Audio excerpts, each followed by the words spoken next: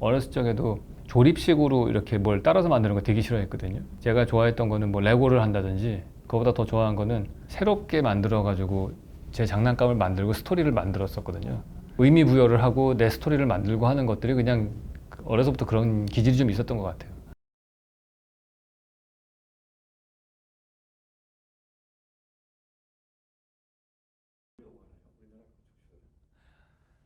싸고 좋은 거를 원하죠.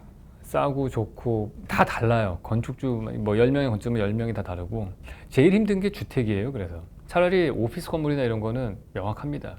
그러니까 저렴하게 짓고 겉에서 봤을 때 뽀대나는 건물을 지어다 이런 건데, 주택은 개인적인 성향이 완전 편차가 크잖아요. 제가 이제 젊었던 시절에 보면은 제가 어떤 스타일의 디자인 하는지를 모르고 찾아오시는 분들이 있어요.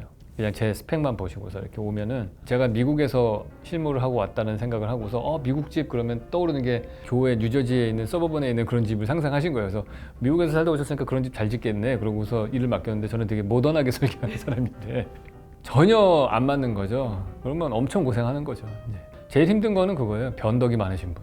저를 되게 힘들게 하셨던 건축주분이 계신데, 설계를 한 1년 한 적이 있어요. 무슨 조그마한 프로젝트를 3월 달에 제안을 했던 디자인이 한 1년 거쳐서 한 바퀴 돌아서 거의 제자리로 온 케이스도 있어요.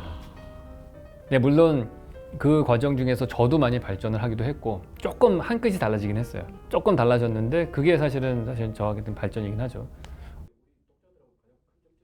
일단은 저는 첫 번째는 잘 골라야 된다. 본인들이 원하는 스타일을 만드는 설계사무소를, 마음에 드는 집을 설계했던 적이 있는 분들, 그런 분을 찾는 게 제일 중요한 것 같아요. 전혀 아닌 사람들을 이렇게 끌고 와가지고 자기가 원하는 대로 끌고 오기는 거의 불가능하거든요. 서로 에너지 낭비예요. 이분이 좋다고 생각하는 답을 갖고 왔는데 그걸 마음에 안 들어할 경우가 대부분이기 때문에, 일단은 건축가를 선택하는 게 제일 중요하고, 건축가를 일단 선택하셨으면은 많이 믿어주는 것도 좀 필요한 것 같아요. 주택 같은 경우에는 아무리 건축가라고 하더라도 건축주만큼 그 주택을 노심초사 고민하면서 생각하지는 않거든요. 그분은 하루 종일 그 생각할 거 아니에요. 뭐 이게 어디 있어야 되고 이런 디테일한 부분들은 아무래도 건축가들은 여러 프로젝트 중에 하나일 테니까 그렇게까지는 생각 못 할 수도 있어요. 그래서 그런 거를 잘 수용하고 디자인으로 잘 녹여드릴 수 있는 그런 건축가가 좋은 건축가죠. 본인이 마음에 드는 건축을 한 건축가를 선택하시면 거의 한 대부분 다 만족하시는 것 같아요.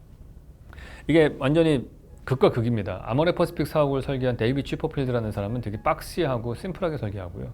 이쪽 반대쪽에는 동대문 DDP를 설계한 자디드 같은 건축가가 있잖아요. 누군가는 그 중간 어딘가에 있겠죠. 이 양쪽 극단에 있는 중에 나는 어떤 스타일이 원하는지를 찾으셔야 되는 거예요. 자기를 잘 알아야 돼요. 네, 자디드 같은 거 좋아하는 사람이 치퍼필드한테 가가지고 막 희한한 모습을 만들어주세요. 그러면은 절대 안 나오거든요. 그거를 잘 고르셔야 돼요.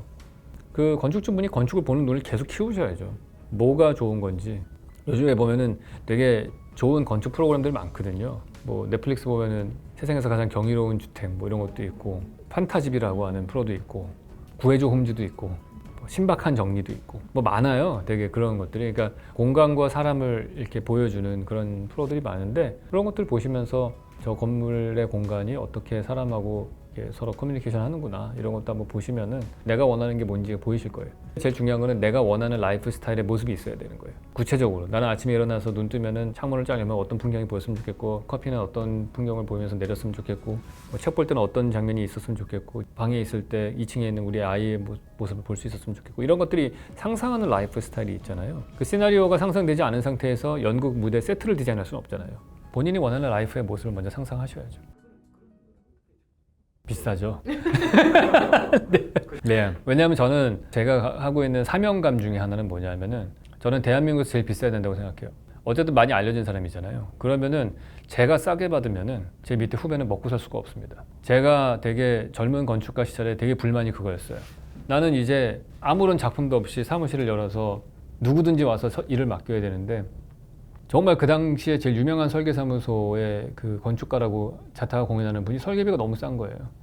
근데 그분은 많이 하니까 그럴 수 있겠죠. 근데 저는 그거 하나 갖고 먹고 살아야 되는 사람인데, 되게 원망스러웠어요. 그 시장을 교란하는 거예요. 왜냐하면은 그분들이 그러고 나서 그것만 받느냐, 그게 아니고 뒤에서 받거든요. 리베이트도 받아요. 뭐 시공사에서도 받기도 하고, 뭐 그림을 끼워 팔기도 하고, 뭐 이런 일들을 하거든요. 그렇게 해서 가격을, 시장을 교란을 해놓으면은 그 밑에 후배들은 어떻게 되냐면은 너무너무 배고픈 직업이니까 재능 있는 건축가들이 다 떠납니다. 이 판은. 제가 학생들을 가르치면서 너무너무 괜찮은 재능 있는 학생들이었는데 건축을 안 하려고 해요. 왜냐면은 돈을 못 버니까. 너무 배고픈 직업이고 태움도 심하고 그렇다고 너무 선배들이 그렇게 해온 거예요. 그리고 설계비를 높게 안 받으면은 결국에는 그 밑에 사람들 더 적게 받는데, 야, 저 유명한 사람이 이거 받는데 너는 왜 그 사람보다 훨씬 적게 받아야지, 이렇게 얘기를 제가 많이 들었거든요. 그러면은 건전한 사회가 안 됩니다. 정말 재능이 있고 훌륭한 건축가들이 이 설계 분야에 많이 들어와야지, 그래야지 좋은 건축이 만들어지고 그게 누적이 돼가지고 이 사회가 좋아지는 거예요. 사실은 제일 시급한 문제는 그런 설계비 문제도 있지만은 더 시급한 문제는 우리나라 공공건축물들의 공모전의 심사위원들이 좀 바뀌어야 돼요. 전혀 설계를 한 번도 안 해보신 분들도 오기도 하고, 건축 공모전에 인테리어 교수님들이 오시기도 하고, 뭐 정말 로비를 하지 않고서 공모전 당선되기가 너무 어렵거든요. 웃기는 거예요. 대한민국의 탑5 안에 들어가는 설계사무소가 거의 한 1000명에 가까워요. 설계사무소 인원이. 말도 안 되게 큰 거거든요, 이거는. 근데 기형적으로 막 1000명이 넘는 이런 구조가 나오는 이유는 뭐냐면은 숫자가 많아야지 전국에 대한민국 공모전을 하는 사람들의 심사위원 풀이 있을 거 아니에요. 건축가 교수가 한 1000명 되겠죠. 1000명, 2000명. 그러면은 그 사람들을 다 한 명씩은 찾아가서 안면이 있는 직원들이 있어야 되는 거예요. 그래서 신입사원 뽑을 때에도 전국의 학교를 안배를 해서 뽑아요. 회사가 규모가 클수록 심사위원들을 많이 만날 수 있는 기회가 많아지는 거죠. 그렇기 때문에 그런 데가 당선이 되는 거예요. 그러니까 그러면 어떤 현상이 생기냐면은 좋은 건축가들이 공모전에 안 냅니다. 그리고 규모가 작은 거는 정말 어이없는 심사위원들이 와가지고 말도 안 되는 거 뽑고 막 그러기도 해요. 저는 한 20번 떨어졌어요. 국내에 와서 낸 공모전에서. 낼 때마다 떨어져요. 그냥 1등 당선된 것들을 보고서 아, 정말 훌륭한 디자인이다. 그럼 내가 수긍을 하겠는데 단 한 번도 그런 적이 없었던 것 같아요. 저는. 저게 어떻게 좋아 보이지? 막 그런 생각이 드는 것들을 뽑는 거예요. 그러면은 정말 열심히 하는 그런 사람들이 안 냅니다. 그 나라의 공공 건축물들의 수준은 공모전 심사위원이 결정한다고 보시면 돼요. 잘하는 건축가들은 사실은 다 회장님 집 지을 생각밖에 안 해요. 그 사람들이 사실 공공건축을 해야 되는데 공공건축 내봤자 떨어지고 괜히 더러운 흙탕물 싸움에 들어가기도 싫고, 그러니까 거기를 안 내고 점점 눈에 보이지 않고 잡지에 나오지도 않는 집들만 계속 하는 거예요. 그런 데 되게 좋은 것들 많아요. 대한민국의 또 다른 문제는 공공건축물들이 사실은 이렇게 필요 없는 것들이 많이 지어져요. 예산은 이미 따놨는데 이미 인구는 줄어드는 곳에 쓸데없는 건물도 많이 짓고, 어찌 보면은 어떠한 건물을 지어야 되는지 기획에 대한 부분에 사실 돈을 투자를 해야 되는데 대한민국 예산엔 그런 건 없거든요.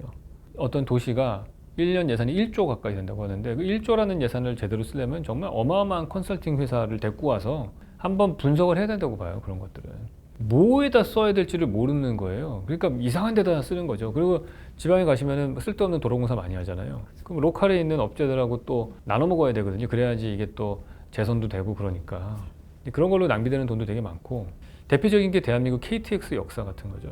그거 하나 놓음으로 인해서 앞으로 200년, 300년의 영향을 끼칠 그 위치인데 정치적인 이유에서 결정이 나잖아요. 세종시를 만들었으면 세종시에 가는 KTX역은 지하로 넣어서 세종시 종합청사 밑으로 거기서 내리게 하던지 그래야죠. 근데 그거를 야, 여기로 가면 얘가 욕하고 저기로 가면 제가 욕하니까 요 중간에다 두자. 그러고 나서 중간에서 맨날 모든 사람들이 택시 타고 거길 들어가잖아요. 거기서 쏟아내는 어마어마한 에너지를 생각을 하면은 그거는 진짜 말도 안 되는 낭비거든요. 근데 그런 의사결정의 우선순위가 잘못되어 있는 거예요, 이 나라가. 어디에다가 뭘 지어야 되는지를 생각을 안 하고, 근데 그거에 대한 비전이 없기 때문에 그런 거죠. 무슨 도시 공간 구조가 좋은 거고 이게 어떤 영향을 미치는 거고 이런 거에 생각을 안 하고 의사결정은 다 정치적인 거에서만 내리기 때문에 충청권의 표가 필요하지 않겠냐? 그럼 글로 가는 거예요. 모든 게 다 정치. 야, KTX 역사 여기다 놓으면 어떻게 될 것 같아? 여기 표가 뭐 좋아지겠지. 당연히 좋아. 국회의원들은 재선이 되기 위해서 항상 하는 거는 자기 지역구에 어떻게 해서든지 토지 보상을 하는 쪽으로 가는 거죠. 그래야지 재선이 되는 거죠. 예를 들어서 우파의 지역구 사람들은 어떻게 해서든지 임대주택이나 이런 것들을 안 들어오게 해야 되는 거죠. 그런 거 들어오면 떨어지는 거지, 자기. 뭐 이런 것들이 다 정치적인 이유에 의해서 의사결정이 다 나는 거예요. 근데 그거는 좀 이제 제대로 좀 생각을 하고 의사결정을 내려야 되지 않는가. 참 안타까운 거예요. 그게 그 해의 수십조의 돈만 쓰는 게 아니고 그 돈을 그렇게 쓰면은 그 돈이 그렇게 해서 만들어진 공간이 앞으로 100년 동안 끊임없이 우리한테 발목을 잡는 그런 거가 되는 거예요. 그런 거에 대한 고민이 좀 필요한 것 같아요.